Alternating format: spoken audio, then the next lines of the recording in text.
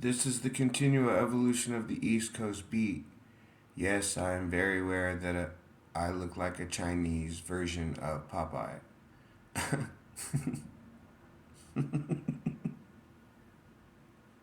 With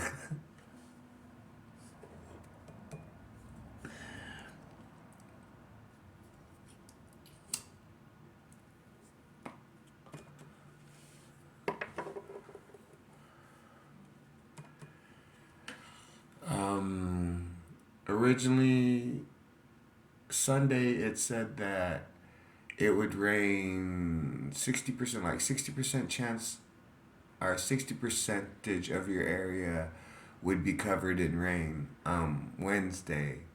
And then I woke up today, Monday, and the ground was wet. And it wasn't rain, it was just kind of a fine drizzle that almost floated, so it didn't matter because even if you stood there, you were just surrounded in moisture. So it was a little cold, and then it warmed up. And then I think towards the later, the drizzle went away, and then eventually, I think even the sun came out, but by then I was inside. You know, some days my days where I'm volunteering at the facility, they ended about 1:30, 2:30. The place is open till 5, but usually if someone's staying that late, the crowd is already gone. So I figured if they want to talk to me, they can come talk to me. Personally, if you think I'm a cool cat and you're like, hey man, I'm considering switching medications, whatever, if that's how you want to go about it, that's cool. Like I said, I'm usually outside smoking cigarettes and stuff. So, yeah, if you ever want to, if you should ever find yourself sitting in a park with me and I'm not smoking something and you want a good reason to come up and talk to me, just offer me a smoke. I'm open minded, but don't be surprised if I harshly say no.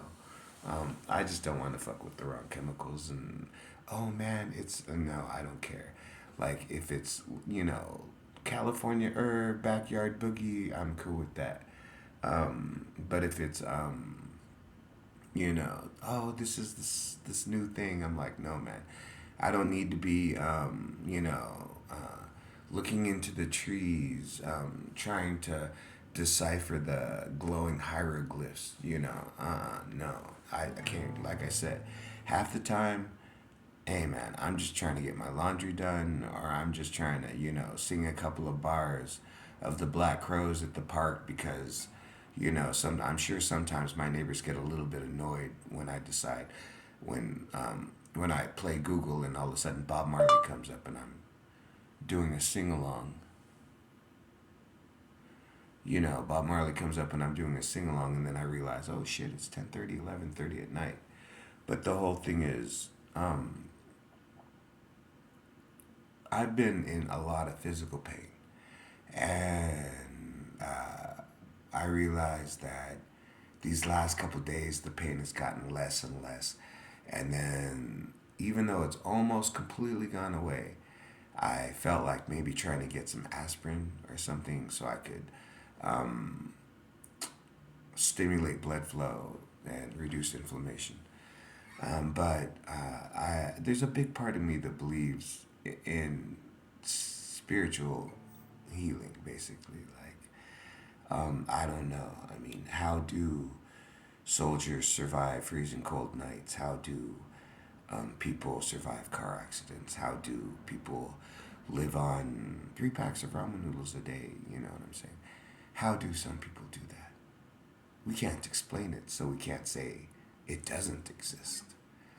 So, in my opinion, I think the main reason why I am what I am at this point in my life is that at some point I believed in something, and I believe that it took me from my normal human suffering, and I continue to serve it and protect its essence in this world because it gave me strength. And then over the years, that strength has been enough to do this, to do that, to keep going. To where at 49, this is what I am, this is what I do. I can't do 60 push-ups. I probably can't do 60 push-ups right now. But if you gave me 2 months, I probably couldn't run 5 miles, 2 miles. But at 49, why would I have to run 2 miles? So that was the same concept I had when I was in the Army. When we were in basic training, for me, okay, look at it like this. Basic training, you might want to consider tryouts for the different teams. You know what I'm saying? They've never seen you. You got a clean slate. Once you get in, you got a clean slate. They don't know how you react with other soldiers. They don't know how you react to NCOs. They don't know how you react if you're one of those guys that, they don't know until you're actually in a uniform, eating Army food daily, getting comfortable with the fact that you're training to be a soldier. Are you still putting in? Are you still, do you lose it? Do you lose composure in basic training when you don't have enough, when you haven't proven enough yet? They haven't put anybody under your command. You don't lead anybody. For all you know, the kid next to you is an animal, can smoke you at every event. And for all you know, the kid next to you will always be 5 steps behind you. But because you're always willing to pull him with you and then at the end, turn around. You know what? Sometimes I'm going to make my time. And every now and then, I'm going to stop long enough to make sure you make yours. Because you want to know what? I don't plan on jumping out of a plane at 50,000 feet, floating 7 miles, carrying 140 pounds. I don't plan on doing that, bro. You know what I'm saying? I signed up to be a field cook. I plan on feeding soldiers. Now, if the Army tells me, hey, I don't think this soldier ate today, go make sure they eat something. Then, don't stand between me and my job.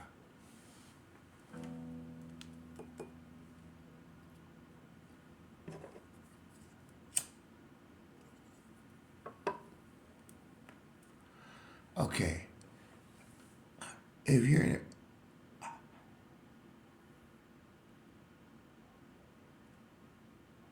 let me give one specific example.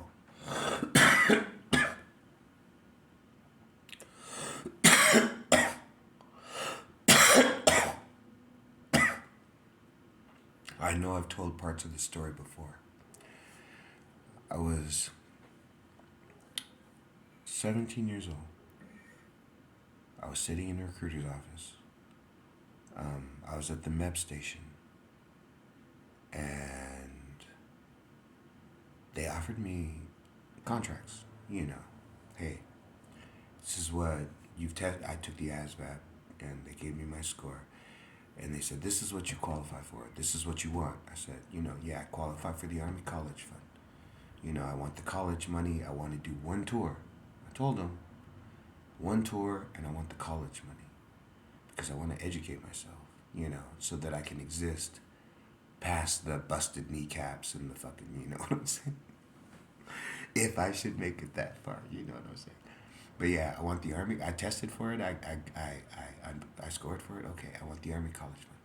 So they gave me a sheet of paper that had all these jobs on it. And some of them sounded very, very cool, and I knew I could not do them. I knew you could train me, probably, to do them. The Army says you can do them. I can probably do them. But I knew I could not do them. Some of them I would be better at something else. And I kept looking down the line. And then when I saw something, it clicked in me. I'll be honest, 100% right now. When they said, do you want to be a food service specialist, a field cook in the U.S. Army? Do you want to feed soldiers, in some little war zone, some hot ass country somewhere. The voice that came to my mind said, "Do not sit at the table." I looked at my options. I chose field cook. One of the first things that a field cook learns when he gets to his unit, you don't eat with the men. You don't eat with the soldiers. You don't sit at the table. So, I was 18 years old. I had a six pack. I had a juvenile record. And at like 12:30 at night, the U.S. Army had just shaved my head and put a ham sandwich in front of me. I ate it. I ate the carrots. I ate the pickle. I ate the mayonnaise and the mustard. I wiped my face with the napkin. I said, okay. Yeah. And years later, I had pomade in my hair as I walked the streets, listening to the clack of boots.